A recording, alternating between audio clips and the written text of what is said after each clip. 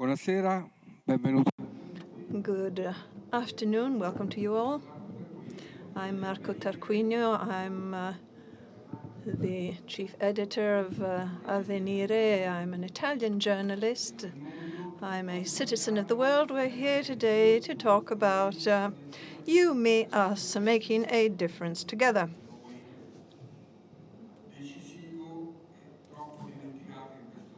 And the us is too often forgotten at this time of contradiction, loneliness, war.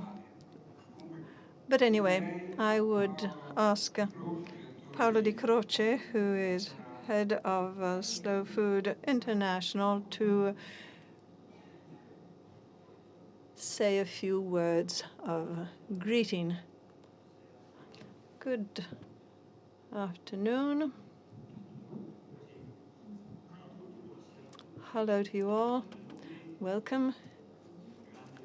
It's a great pleasure to have you here, a very great pleasure to have such an eminent panel for such an important topic, the one we're dealing with this evening. And so on behalf of the global movement of Slow Food in Terra Madre, many thanks to our chairperson and to our speakers for being with us.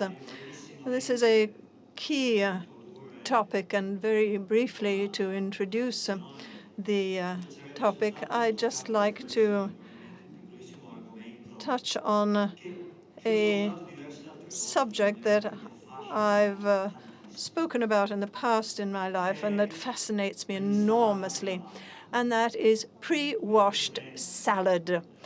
Now, you find it in supermarkets, little plastic bags on supermarket shelves. You don't really know where the salad comes from, and it's available in supermarkets the world over.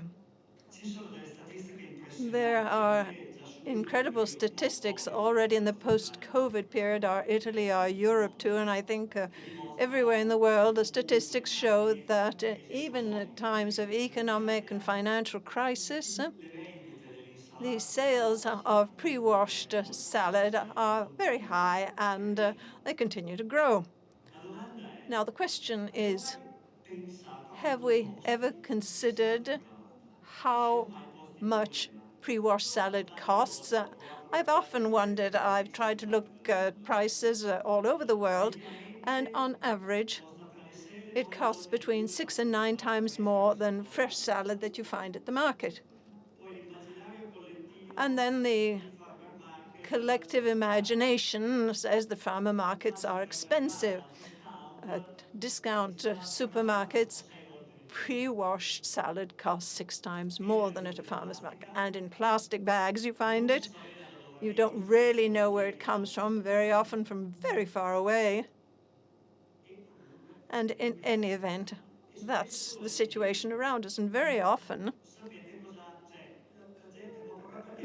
why do we buy pre-washed salad? Why?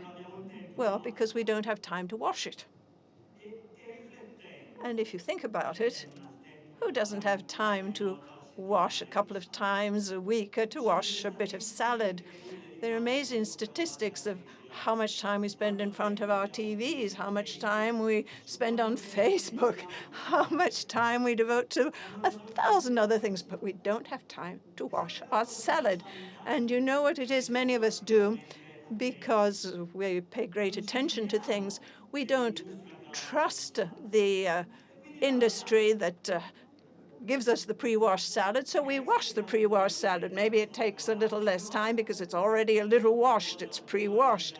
Now, I don't want to overdo it, and I've got to keep it short, but this is an example, perhaps a trite example, but unfortunately there could be lots of others that show how our choices are absolutely fundamental and how, sadly, very often there's a lack of awareness of what it is we buy.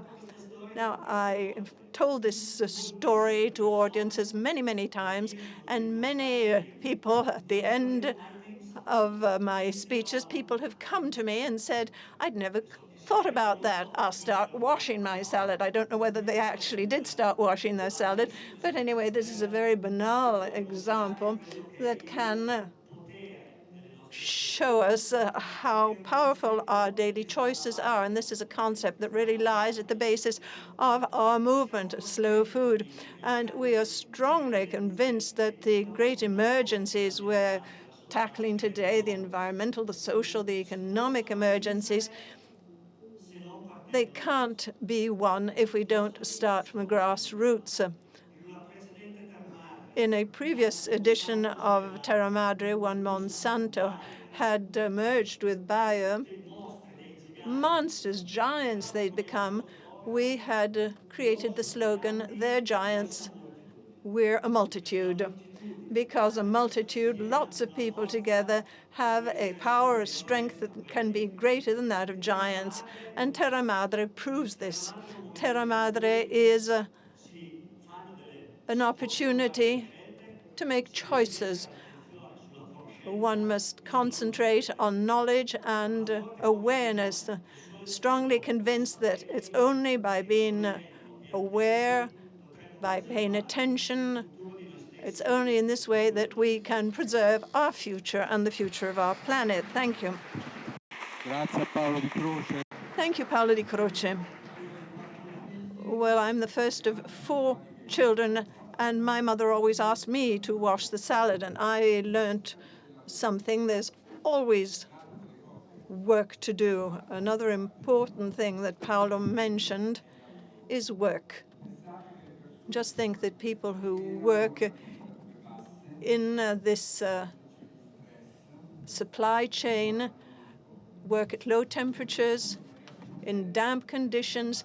They become ill very easily. This emerged during the pandemic when lots of things, lots of injustices emerged. So let's also include that, factor that in unjust work, stressed work that we consider as non-existent, but there is in those salad packages, there's also the lack of justice for those who produce them. And so here to talk about controlling the food supply chain in all areas, and it's the war crisis has also proven this. It's highlighted a number of things that are under the level of public perception. Normally, we've understood better what happens with fertilizers. We've better understood how every single grain of cereal can become an element that's hostage. And we're here today with eminent speakers. I start from my right, Raj Patel, who's an economist and a food policy researcher. He's written important books on the system we're focusing on this evening.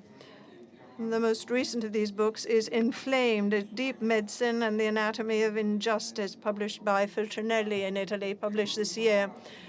He's worked both for the World Bank and also within the WTO. That could be a point of demerit against him. There are a lot of serious people who work in those organizations, but they also understand how they work, these organizations, and they understand also why they have to be bypassed or refounded, and in this case, refounded totally. Next to him, there's a doctor, an economist, a woman doctor from the University of California, Marya,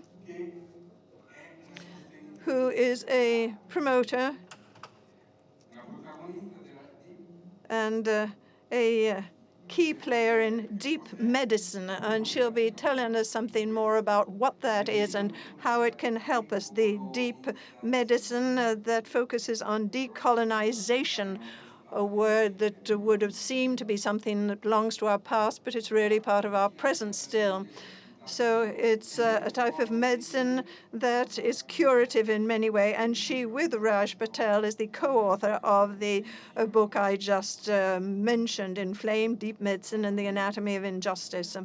And next to me, my left, Bella Jill, how can I describe her? She's a chef, can I say that? She's a well-known chef. She's a businesswoman too, because they tell me she's launching a restaurant, and perhaps she can tell us something about that too. She's an activist, an author. She's a mass media character. Perhaps her name means something to us, to those who love the bossa nova, but she's an artist herself.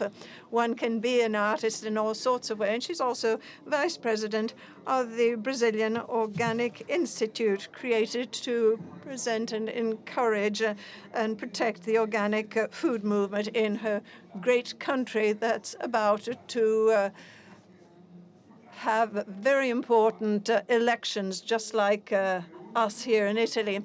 And last I've left as last a Pulitzer Prize winner, Michael Moss. 12 years ago, he won a Pulitzer Prize for journalism for an investigation into the risks involved in food preservation processes that we've already mentioned in opening this meeting. And he's the author of a book titled Fat, Sugar, Salt, How the Food Giants Hooked Us. So he's somebody who helps us understand things better and speaks out very clearly about his subject matter. So I'd now pass the floor to Raj Patel, who's going to tell us about his topic. Thank you. Thank you. Good day to you all. Good evening to you all, in fact. So sorry, I don't speak Italian very well. I can barely speak English. But I had thought that I was going to go after Michael, because I have prepared just some remarks about how my family are dying because of the things that Michael writes about. Salt, fat, and sugar are poisoning everyone in my family over 50. Every man in my family is going blind. Everyone is suffering the consequences of a bad diet. And this is made doubly sad because this is my family's business. I grew up in a store that sells salt and fat and sugar. It's a convenience store where the food is ultra-processed, where everything has too much salt and fat and sugar, and we are dying because of it. But we're not dying the same, and that's what I'm interested in understanding today, is the divisions that exist between and within societies. Because in the United Kingdom, people who look like me, who are British Asian, develop diabetes 6 times more than white people. In the United States, 1 in 10 people already has type 2 diabetes, and this is a disease that obviously affects low-income communities and people of color much, much more than affluent communities. So, you know, it would be lovely if everyone could afford to eat slow food. But the fact is that our capacity to be able to do that is shaped by some bigger forces. And forces that are becoming darker and driving us even more towards inequality and the capacity to be able to eat well. And this story is something that Rupa and I wrote about in our book, Inflamed. And it's very interesting that if you have type 2 diabetes from your bad food system, and you go to visit your doctor, and you say, well, doctor, I'm not feeling very well, and I think I've got this, and maybe that. Within 12 seconds in America, the doctor will interrupt you, because your story isn't as important as the story that they already know. And I think this is what we need to wrap our arms around, is understanding that when we eat, we are part of many stories, some of which are killing us.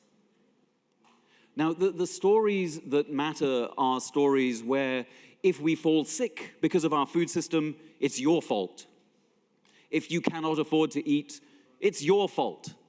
If you live in an area where there is only bad food available, it's your fault.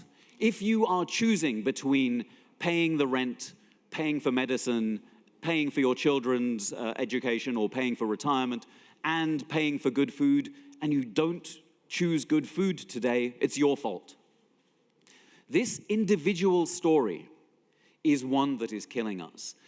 And it's not surprising then that we live in a time where we're seeing more and more collective stories that are bad. I don't think that the opposite of individualism being collectivism is a good thing necessarily. Because look at the kinds of collectives that are rising in the world. Collectives that are the Brothers of Italy, for example. Collectives that are Hindu supremacists in India, for example. In India, the choices that you make around food are being guided by fascists in India. And it's technically correct to call Narendra Modi a fascist. He is a fascist in the way that he uses the state. He is a fascist in the way that he uses culture. He reinvents history to say, for instance, that Hindus never ate beef. Hindus, like my family, never ate beef. That is a lie. And yet it becomes a way for persecuting Muslims and of shaping the way that some people are allowed to eat, some people are allowed to have a living, and tradition becomes a weapon against the poor and the weak. So I'm interested in stories that are going to fracture this collective identity. If we're not going to say, all right, fine, we're not going to fall into the myths of nationhood that are about purity in eating, and a pure Italian past, and a pure Hindu past, and a pure American white supremacist path, then what kind of medicine, what kind of stories can we tell ourselves? Well, I think first of all we start with the truth. And the truth is very difficult to tell because it involves our ancestors and ourselves in violence. And we become uncomfortable saying, oh, well, yes, the Japanese weren't very nice to Koreans, were they? And we are seeing certain kinds of, again, supremacy in individual nations all around Asia, around Latin America, in Europe, and in Africa. So then what kinds of stories do we tell? Well, we tell the stories that are difficult, that recognize, for example, that there is a dark past that we need to confront so that the story can end differently. Let me give you one example, and then I'm going to stop. But I live in Texas.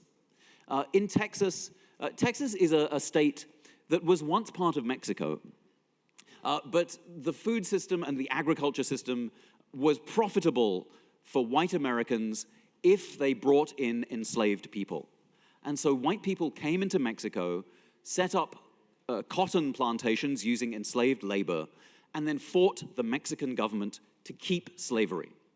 And in the end, Texas broke away from Mexico. Then, when the United States declared slavery illegal, Texans fought against the US government to keep slavery legal. Texas is a state that fought for slavery twice. And it is important to tell this story, and it's very interesting now that in Texas, it is illegal to tell that story in primary schools. And you would say, why?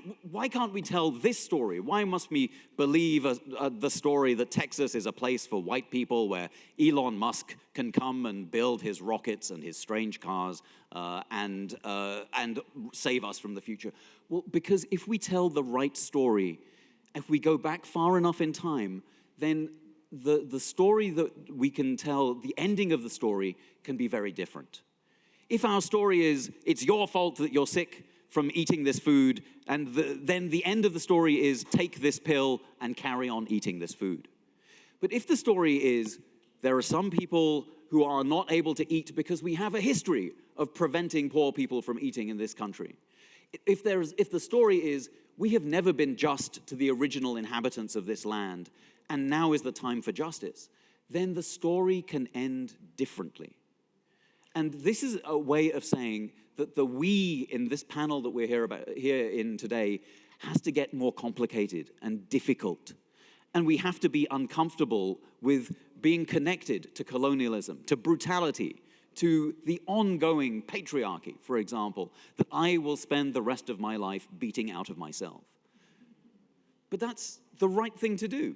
It's uncomfortable, but you don't want me to be more patriarchal. That's not why we're here.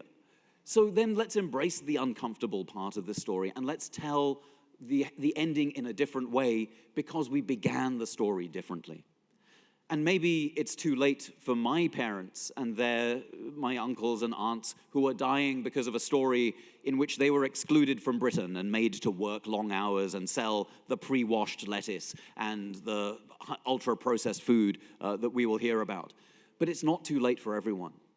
And even as my family dies, they can die in a way that at least recognizes what they went through, because they've been marginalized in history. We have been marginalized. And the beginning of healing is to tell these bigger, more difficult stories so that we can all eat well and eat better together. Thank you.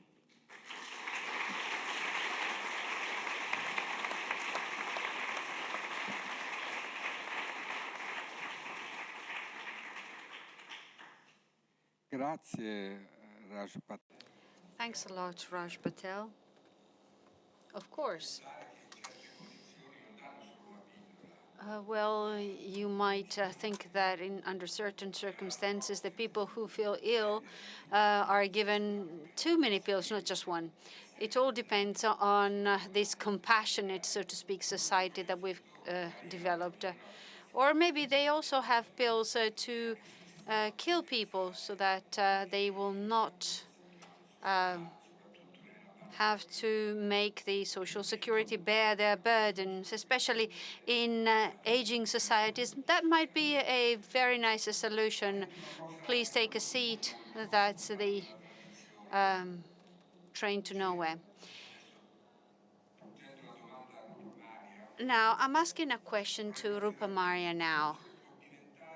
Tradition can become a recovery of a deep-seated soul, the deep-seated soul of a people, of a group of people who are aware. Or, on the other hand, it can be used as a tool. There are no good tools in absolute terms. Everything can be used for the opposite purpose, and we see it in many ways in our time and in our day and age. And that's the word decolonization says that particularly the idea that no one can become a measure of the lives of others using their own measures, and that we need to find common measures. So the decolonization is perhaps taking us in that very direction. Now, as a physician, my question to you is to tell us more about deep medicine, what it is, and then as a doctor, do you feel that the farmers are your colleagues? Buonasera. Grazie. Thank you for having me here. I am a physician. I'm a professor of medicine at the University of California in San Francisco, where I work as a hospital medicine doctor. I married a farmer, so yeah, I do think farmers and doctors should be involved in this work together. And I specifically wrote out the qualities of a person I wanted to find to be my life partner. And at the very bottom of the list, there was generous and kind and loving and a seed saver. Because I knew that I wanted to be with someone who is prepared and preparing for what is here and what is coming. And what is coming, as everybody tells us, and as we're seeing with our own eyes, is very alarming for the fate of humanity, for the fate of the web of life. We're seeing plummeting biodiversity around the world. We are seeing rising rates of illness, of chronic inflammatory disease, the diabetes that Raj was speaking of. As a hospital medicine doctor, when I started practicing as a young professor, we would see maybe a few patients with bleeding intestines from inflammatory bowel disease. Now we're seeing more and more. We're seeing rising rates of gallbladder cancer. I just helped a 35-year-old man die of colon cancer in the hospital. Younger and younger people are getting sick.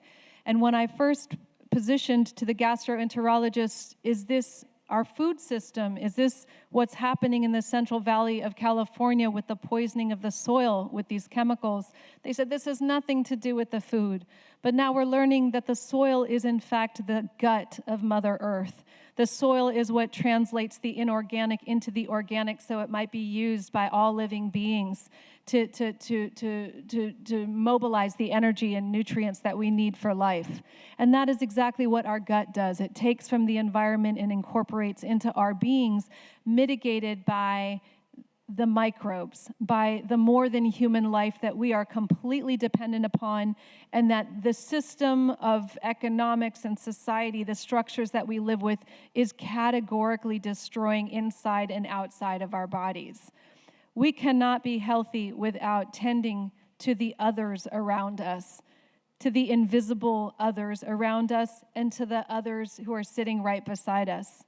Deep medicine is the practice of radical solidarity with the humans and more than humans that we have been fractured from through the systems of colonial capitalism that have pitted us against each other and created manufactured scarcity so that we will hate upon each other instead of helping all people and all beings to rise in health. What is health? For me as a doctor, when we were writing this book together with Raj, which was just an incredibly fascinating journey to wake up every morning at 5 o'clock, because I have small children and I was working on the COVID wards, to have a discussion with Raj every morning about this book. Health is not the characteristic of one person. Health is not something that you can have on your own. Health is a phenomenon that emerges when systems are harmonizing together. So when our social systems, when our economic systems, when our ecological systems, with our family systems, when those things are working in a way that harmonizes, health emerges of the whole system. So to think about pursuing it individually is misguided. And it is part of the misinterpretation of who we are that colonial capitalism has engendered in each one of us. And it is absolutely essential when we think about regenerative agriculture, regenerative food systems, that we're not just talking about techniques, that we're talking about a mindset that returns us into sacred relationality with one another and with the web of life that supports our well-being. And if we don't understand that, we cannot move forward in a way that is going to protect those resources we need for health to be possible. So the work that we've been doing together, Raj and I, with the Deep Medicine Circle, is working on this. If colonialism has fractured our relationships to each other and to the web of life, decolonization is to repair those relationships. And that is what we are doing in Ramaytush territory. I was born, what is now called the San Francisco Peninsula. I was born as the daughter of Punjabi immigrants. And in the land where I have been raised and where my sons have been raised, this land is stolen land. The soil that we farm on is made of the blood and bones and lives of many ancestors who've been degraded and disrespected, who have lived and tended those lands for tens of thousands of years, such that when the Europeans arrived in this territory, they marveled at the biodiversity. The salmon were so big that they said that you could walk across their backs to cross the rivers of the Sacramento Delta. The birds were so plentiful that when they went up into the sky, they turned the sky black. All of that is gone. The water is poisoned. The air is toxic. The salmon are gone. The grizzly is gone. The wolves are gone. The beaver is gone. And California is on fire. You cannot restore that through regenerative techniques of bringing a cow to graze on the land and think that somehow that's going to fix that sickness that led us to this place of ecological devastation. You have to start working at the root of where the problem started. And so this is the work that we call farming as medicine. So we are working together to move land back into the hands of indigenous people. We're helping to support the Muchia Te Indigenous Land Trust in holding their ancestral lands. We reframe farmers as the stewards of our health, because when people were coming into the hospital with severe COVID, the people who were going straight to the ICU were showing up with markers of malnutrition. These are people who are showing up with diseases caused by inflammation, and that inflammation has been generated by a toxic food system and a toxic social system. So our farmers are paid well, they are treated like healthcare workers, because that's what they are. Our health begins in the soil, and it begins with the nutritious food that they grow. The third thing we do is we decommodify all the food. So if food has been enslaved as people were in a colonial capitalist system, we remove it from that logic of the capitalist market economy and we give it all away. Imagine if farmers were simply employed to take care of the earth and feed the people, and that those services that they provide would generate climate health and human health and ecological health for everybody. The fourth thing that we do is we insist upon food as medicine. So when food has been liberated from the market economy, it can return into that relationality as medicine once again. And so this is the work that I have been forced to do as a physician who is tired of seeing people come in sick with the diseases that they're seeing, and realizing that I can give people insulin, but I can't stop the rising tide of diabetes unless I start working upstream. And that upstream work is what we call deep medicine. That upstream work requires radical solidarity between groups of people like ourselves, working with common cause to heal the earth and to take care of the people. Thank you.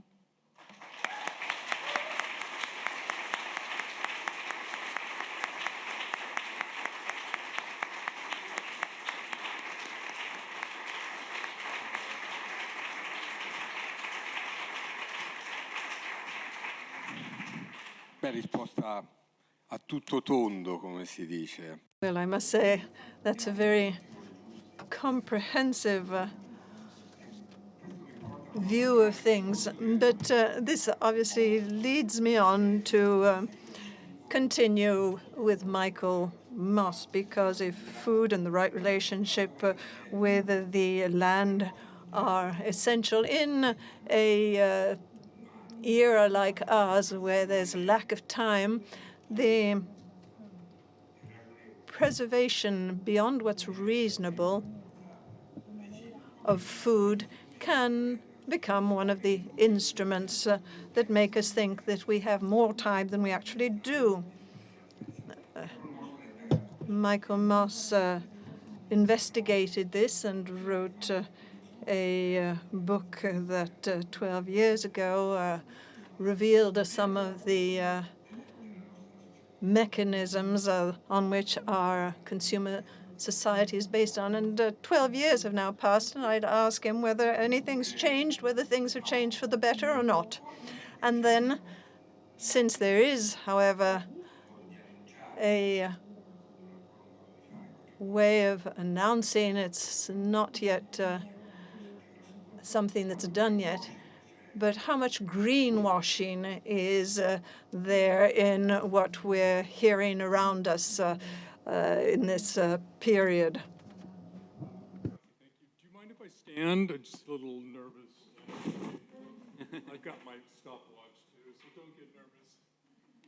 Usually I speak in 90-minute intervals, but I'm going to stick to 10 here. Something really funny happened in my grocery store in Brooklyn during the COVID pandemic. Actually, a couple things happened, and maybe they really weren't so funny. For starters, some of the shelves went bare. Staples like flour, rice, yeast disappeared. And it was said to be a delivery problem, not a supply problem, but it gave some of the wealthiest parts of the world just a glimpse of what so many people face day to day. 1 in 3 people in the world in 2020 had some lack of full access to good food, and 811 people faced actual hunger. But not all the shelves went bare. I noticed in my store that the aisles with the potato chips and the Doritos and the cookies and the soda were totally full all day, all night long. And I thought at first we were acting to regain control, better our eating habits. Quite the opposite. We went nuts for junk food. And what happened is that the industry that makes those products realized that, capitalized on it by keeping those shelves full with a really ingenious little trick. Instead of relying on the harried grocery store workers, they sent their truck drivers into the stores several times a day to make sure that their shelves were full and ready for us. And I should say too that two investors, the head of Mondelez, which used to be a part of Kraft, boasted that, quote, we executed well even as the virus was spreading. And with obesity in the United States surpassing 42% even before the pandemic, I mean, that's nearly 1 in 2 Americans carrying at least 35 pounds of extra weight, if not more, and type 2 diabetes headed in the same direction, and those numbers following on the heels of that globally. I've been sort of focusing in my work as a journalist on that part of the equation, the processed food industry, because I very quickly came across a trove of documents that took me inside the largest companies as they were formulating marketing, positioning themselves in the grocery store. And it was those memos and emails and white papers and strategy documents that enabled me to meet key insiders in the industry who opened up and revealed even more secrets. And I have to tell you, the overwhelming sense you get from that material and their own people is that this is an industry that's striving day and night to get us to not just like their products, but to want more and more of them. I fell in love with the language that they use when they're talking to each other about ways to maximize the allure of their products and use extraordinary science to do that. They talk about fats as having the mouthfeel. It's a sensation of biting into a toasted cheese sandwich, and you can tell I'm sort of more of a salt and a fat guy because the reward center of my brain is going up just kind of thinking of that imagery. They talk about salt as being the flavor burst because it's typically on the surface of the products that they make, and it's the first thing that touches the tongue, interacts with the saliva, and also sends that signal to the reward center of the brain that says, wow, Michael, I love that, let's have some more. And then, of course, the most infamous of their unholy trinity, sugar, they talk about, it achieving the bliss point when it's formulated into products at the perfect amount, not too little, not too much. And they discovered that when they could combine fats and sugars in products, which you normally don't find in nature, they have this uncanny ability to cause the brake that's in our brain on overeating to become disabled and to go to sleep. So we're much less apt to stop overeating those products that have that perfect combination. And the language goes on and on. One of my favorite expressions is the vanishing caloric density, which talks about how when you put a toasted cheese puff in your mouth and you press it to the roof of your mouth with your tongue, and it starts dissolving because the perfect formula in highly processed foods is having half of the calories coming from fats because that creates that mouthfeel sensation. That disappearing of the Cheez-Its sends a signal to the brain saying that the calories have disappeared too, and you might as well eat that whole bag. And they coined the expression, the vanishing caloric density, to capture that image. So the first book I wrote, Salt, Sugar, Fat, is sort of all about the sort of extraordinary science. But then two really interesting things happened. One, the biggest companies of all, including Nestle, in response to our growing concerns about what we're putting in our bodies, began cutting back on salt, sugar, fat in their products. And if anything, while this was happening, I think our trouble with their products was increasing, not decreasing. And then I got a question in an audience like this, which was, look, you know, Mr. Moss, you write at the end of your book that, you know, knowledge is power, and knowing all the tricks that these food companies are up to get us so dependent on their products is empowering, and we can make better decisions about what to eat and what not to. But he said, you know, isn't this stuff like addictive, like drugs? And if that's the case, how do we have any control over our ability to form our own eating habits? And I kind of hemmed and hawed and backpedaled because I shied away from the word addiction. It seemed so corrosive, and I in fact, you know, in the beginning thought that was the most crazy, ludicrous thing I ever heard, comparing Twinkies to heroin. But in reporting the next book, Hooked, I completely came full circle and came to think that in many ways, these highly processed food products are more trouble for us than cigarettes and alcohol and tobacco, in part because they are designed in a way not only that destroys our free will and our personal responsibility, but they're designed in a way to tap into our deepest biology. And as one of the neuroscientists I spent time with, Dana Small, said to me, pushing back a little bit on the addiction thing, she goes, look, Michael, it's not so much that food is addictive because, duh, of course we're addicted to food, or otherwise we wouldn't be interested in eating and we would starve and die. What's happened is that we, by nature, are drawn not just to want to eat, but to overeat, because for most of our existence, overeating was like a really good thing. Putting on body fat was a really good thing because you knew in a couple months' time food wouldn't be available and you would need those extra calories on your body to get through famine and to get through drought. But what's happened, she explained to me, is that these food companies have so dramatically changed the nature of our food environment in the last 50 years that our biology hasn't had a chance to catch up to the reality that now overeating is an everyday thing. And I thought that evolutionary perspective was probably the most scariest thing about the processed food industry, because it made us unwitting co-conspirators in their effort to sell more product. And at the end of both books, I mean, I thought, well, I should say also that one of the deepest sort of emotion connections that we have to food, we have several.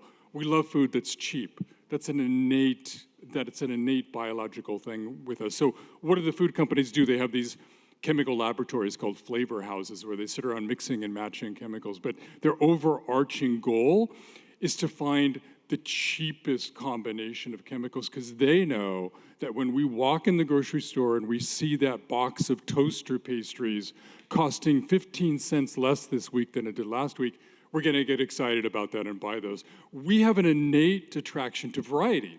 It's why humans are able to move around the globe and fall in love with all kinds of different kinds of diets and foods, and why, you know, people in the Arctic love whale blubber, because it is what there is to eat. And so what do the companies do? That's why you have the cereal aisle in the grocery store with 200 kinds of sugary starch, knowing that when we walk in that aisle, our brains will light up with excitement over the illusion of variety. And I think one of the most deepest things that they're able to tap into is that we by nature love calories. Because again, calories meant survival.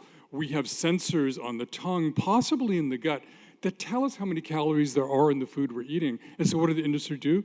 They created these junk foods, cardboard, coated with salt, sugar, and fat, that are loaded with junk calories, knowing that our biology hasn't caught up with the fact that, with the ability to tell the difference between junky empty calories and calories that are nutritious for us. And then finally, I think the reason I was here is that ultimately, when people ask me sort of like, how do you tell good and bad food in the grocery store, to get to your question about what's going on now, it's getting much harder.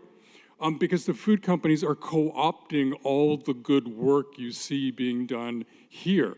They've taken their label organic and slapped it on junk food. They've taken the label natural. They've taken protein, which in some, nutritional situations may provide us with a little more biological willpower and less cravings, and thrown a few grams into a box of sugary Cheerios and slap the label protein on it.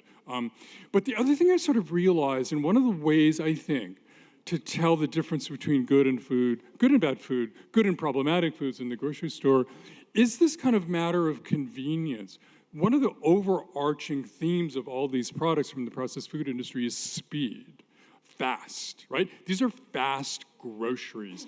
Everything about them is designed to be fast. The manufacturing process to lower the cost, the packaging so we can get our hands in the box faster, the speed with which their ingredients, especially the salt, sugar, fat, hits the reward center of our brain. And so when I think about ways to counter that, I often end up my talks talking to people, look, there's some lessons from other addictive substances. If you're somebody who can't control the urges to eat Oreo cookies, you're better off doing what drug addicts do and abstaining. Don't let those things get anywhere near you. If you're somebody who just gets a 3 p.m. craving maybe for a cookie, there's a few things you can do. You can stand up, go for a walk, call a friend, maybe try to eat a handful of nuts to avoid. But the lesson from the world of sort of drugs and alcohol, tobacco addictions is that these cravings come on so powerfully that you need to do something to get ahead of the craving. So at 2:55 p.m., you need to be executing whatever strategy you have in order to avoid that craving that's going to come at 3 o'clock. But something else is sort of going back. The dynamics of food are changing in a bit now that I find sort of even more troubling. Going back to those empty shelves in the grocery store, I'm deeply worried that one of the ace cards that the processed food industry holds, relates to the climate crisis.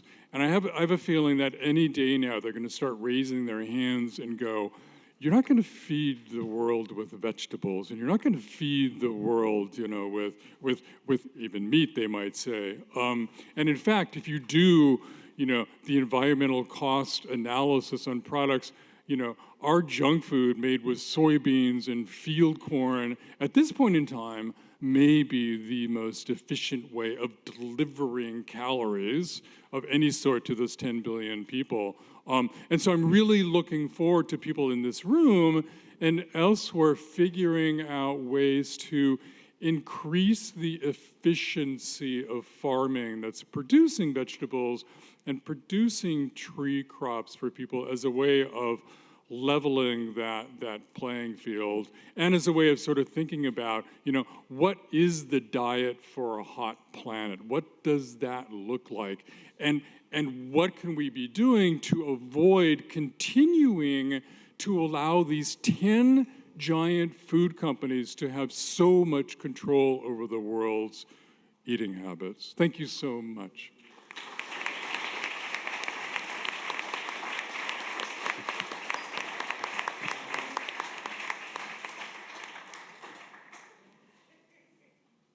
Assuefazione, annuiva molto. Addiction. And Bella Gil was nodding a lot as Michael was speaking. She's a chef. First of all, I'd like to tell you all four of you to get ready. We don't have much time. And I'll have the same question for you all, and that is to suggest to us all one practice to interpret the topic of this meeting. That is, you, me, us making a difference together. One thing that can be done to make a difference. I'm sure you already have in mind more than one, but choose one. I thank Michael Moss because he's really opened a Pandora's box, the dystopia we're living in the present, and it's something that tells us what awaits us in the future if we don't start new, serious and different practices in the future. In many dystopic novels, we learn that there's a magic pill that will cure us all. It would be very sad were this true. as explained. And I'd ask Bella Jill to explain and help us have a little hope. Explain perhaps that how from this awareness, after having followed all sorts of courses, why she's decided to open a restaurant. I mean, she could even be a minister, couldn't she? She's had enough background in the many things she's done, but this is what she's decided to do. And she can tell us perhaps how this means entering the real economy, the economy of real people and real relationships. Grazie. Well, thank you for leaving me the task of talking at last, because, I mean, it's always a challenge. I don't know how I'm going to contribute to this amazing table, but I'm kidding. So, okay, let's continue to talk about food. There's a lot of talk about eating healthy and what's healthy food. I believe that here at the Terra Madre, it's not a novelty to say that, you know, what I believe it's really a healthy food, that it has to be good for your body, you know, your physical, spiritual body, but also it has to respect nature, it has to respect the environment, especially the soil, and it has to value the work of those who put food in our plate, which are the small producers, but also who cooks, especially women and especially moms.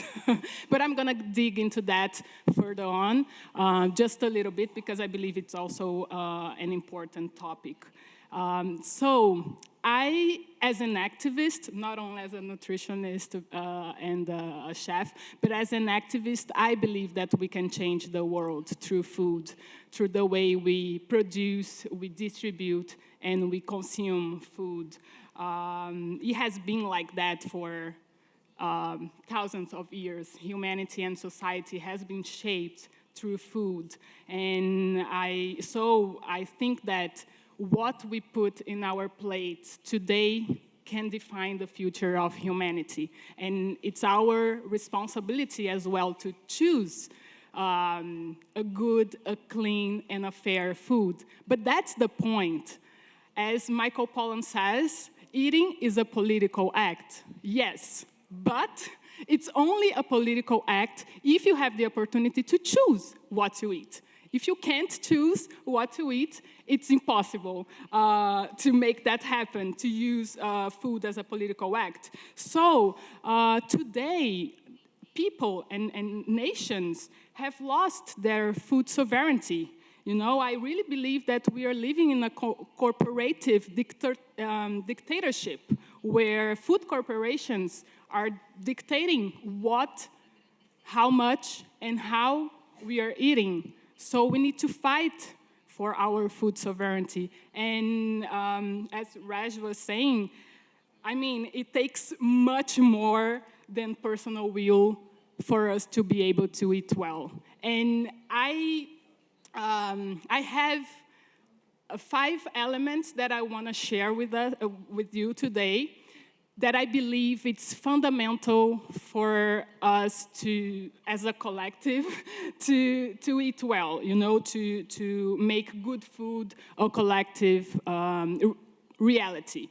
So first of all, is the access to knowledge.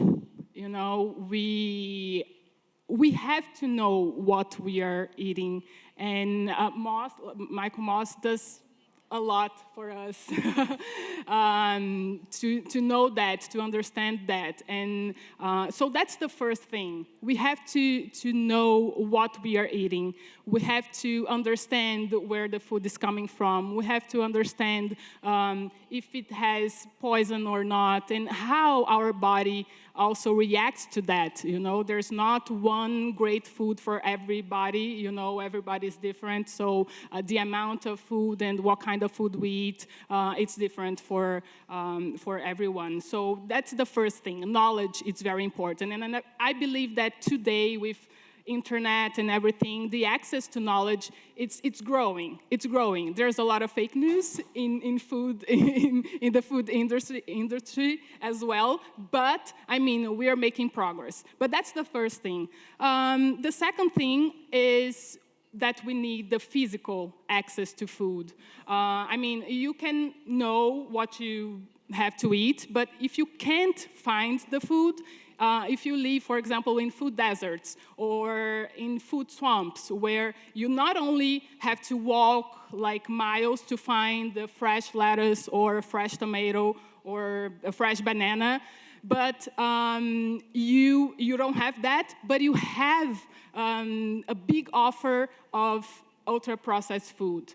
I mean, that's the reality of many, many people. So having knowledge and having the physical access to food, it's also not enough. If you don't have the access, the financial access to food, you have to have the purchase power to buy what you know it's better for you. And that's very hard because, as everybody was saying here, bad food is cheap, you know, and sometimes it's the only possibility that a person can have to eat. Also, we need access to technology, to tools. I mean, there are many things here that people will take it for granted. For example, a knife, a cutboard, a stove, you know, a pan. We need that to cook. But we also need water, clean water to cook. We also need access to electricity, for example. Or, I mean, not exactly, but I mean, most of the time.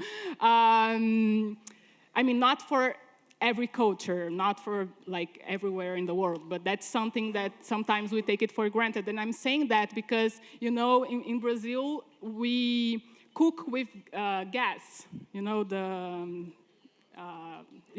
gas. And the price of gas went up in Brazil in recent years, and people were not able to cook. Like, I mean, I have a TV show, and I show people how to, you know, make a cake, bake a cake. They say, I mean, it's impossible to bake a cake. It's like 50 minutes in the oven. I don't have money to afford that. I mean, and people are coming back to cook with coal. You know, it's really, really a bad situation that we have now.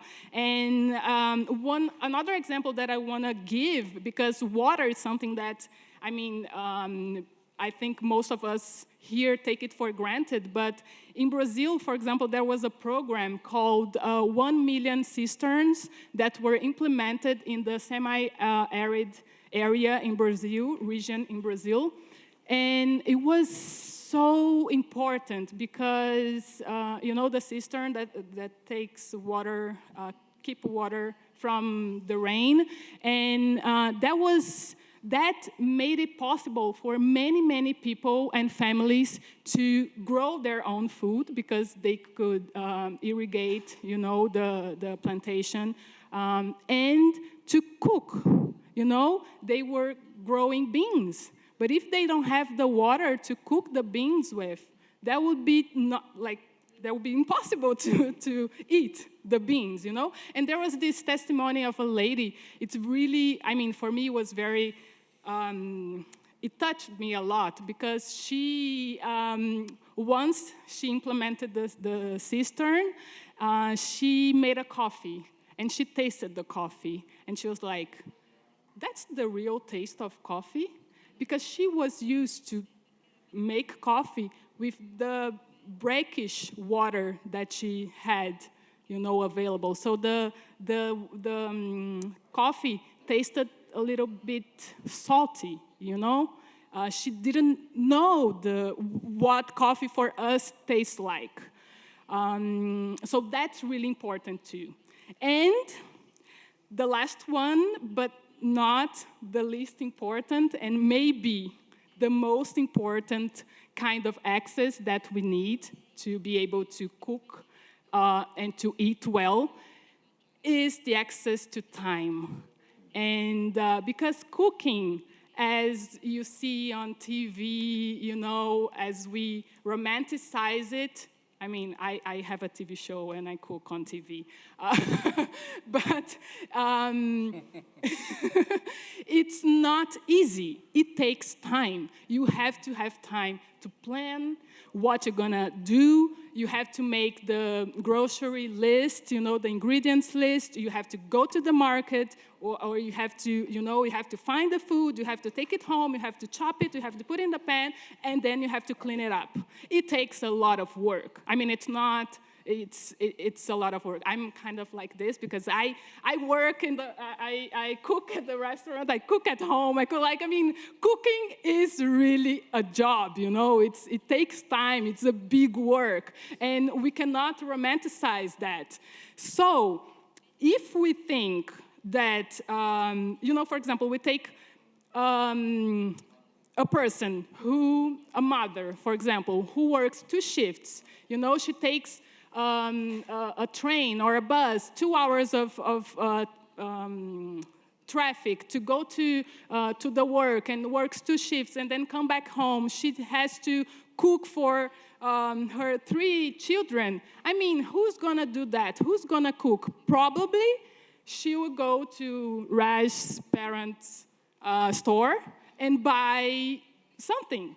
I mean, I would do that too, you know? It's much more convenient because our life, it's already a stress and a burden, you know, to be able to cook nowadays. So we have to shift that. We have to change that. And so people are eating well because of that, are eating bad, because of that. You know, we have to give people the access and the opportunity to eat well. So, as we know, the availability and the consumption of processed foods today are causing a new type of malnutrition, you know, the one that it's in which, you know, a growing number of people are becoming ill, obese, and undernourished. You know, this type of malnutrition can lead to non-communicable diseases, chronic diseases such as diabetes, obesity, heart diseases, cancer, which are related to 71% of the deaths nowadays. It's like 40 million people dying a year because they're eating bad food. And so, as we know, food cooked at home, fresh food made from scratch with natural ingredients, if possible with organic agroecological ingredients, is much better for everybody and for our health and for the environment. But the question is, who's gonna cook that food? I'm gonna leave you with that. I'm not gonna I'm not gonna dig too much into this because it's a big question. Actually, it's the title of my new book. So in a few weeks, it's gonna be out in Portuguese, and I discuss that, and I discuss the unpaid care work, which cooking is a big part of that. And so you'll be able to know more about what I think about this subject in the book. So to finish, I think my time is, I don't know, I didn't put time. But just to finish, we live now in a capitalist, utilitarian, and exploitative logic that governs our food. And rather than the logic of justice, compassion, and conservation. So, you know, the companies that control our food system have understood that perfectly, you know. That's the logic, the capitalist, you know, money first, that's the logic that runs right now. So they're producing cheap foods that are exploiting the soil, they're exploiting our life resources, you know, water, soil, air, and everything. So, also the capitalist system, it's not only exploiting Mother Nature, but it's also exploiting women, because as I was saying, the unpaid care work done mostly by women, especially migrant, Black, poor women. It worth today 13% of the global GDP. You know, it's generating our work, what we do at home that nobody values, nobody sees, that it's invisible, that generates $10 trillion per year. You know, we sustain the economy. You know, the capitalist system would not gain money, will not be lucrative if we didn't do this work. That's the work that sustains everything. So, only after we understand and put an end to this logic, you know, to this exploitative and capitalist logic, the logic of accumulation at any cost, that we'll be able to work for individual, collective, and planetary well-being. So thank you very much.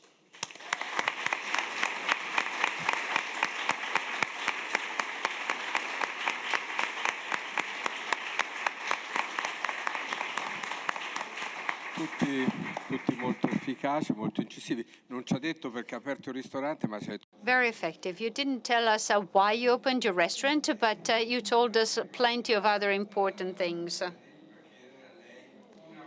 So I'm talking to Bella Jill. Tell me one thing that we can do to make a difference, what you, and all of us can do, quickly. We have to take responsibility as well, us. I believe that everybody here has the privilege to choose what to eat, so it's time for us to choose well. Scegliere, qualcuno direbbe l'Italia... Choosing is what people would say here in Italy, voting with your wallet. Michael Moss? Microphone, please. I'm going to stick with the cooking theme because I often end my talks on the solution part, which is one of the ways to slow down your relationship to food is to cook from scratch. And I usually give my 90-second spaghetti sauce recipe as an example of foods that don't have to be time-consuming and inconvenient. But for Carlo, I would love to see a booth here in 2 years where cooking is being demonstrated, not just for like one really cool recipe, but for like a month of recipes that can be done, you know, affordably, that will keep your kids excited coming to your table and not clamoring to go to a fast food restaurant, right? I think that's one of the greatest challenges we have out there, and you could contribute to, which is affordable, fast cooking, dare I say that? But affordable, convenient cooking on a sustained basis for a crazy busy family. Thank you. Una guida breve alla felicità, non solo enogastronomica. A short guide to happiness, not just based on food and wine. Rupa. I would say the most important thing that we could do collectively is to organize a climate strike globally to stop participating in the capitalist system that's destroying the earth and making it impossible for people to have the time to cook a good meal for their family.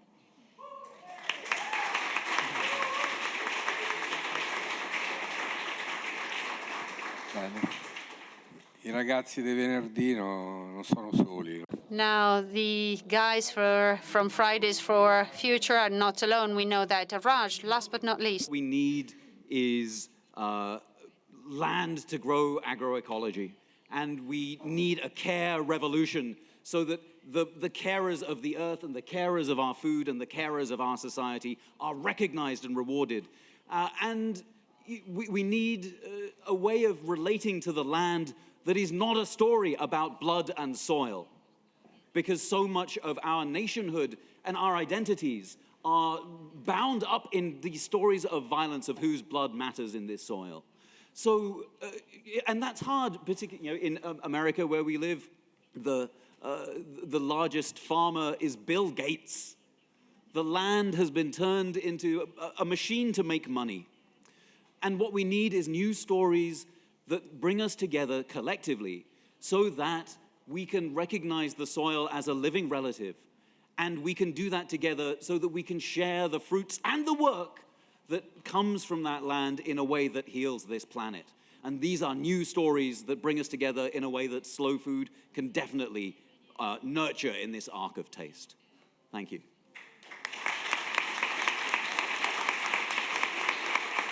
Bene, abbiamo parole forti. Very well, very powerful statements. So that is propounding a new life, a strong one, that can help us engage the fight that we need to fight, just like this global strike, and that take us back to the top word that is care, care, care. Social reputation has never been attached to care and caregivers, but there's nothing else without care. An implicit word that no one uttered, but that was in the speeches we've heard, is community. You can do nothing on your own. Nothing can be done on our own. And this is a community that networks among communities that have an awareness of what needs to be done, what needs to happen. We need a community to govern a world that the powerful of today are making replete with blood. So have a nice future.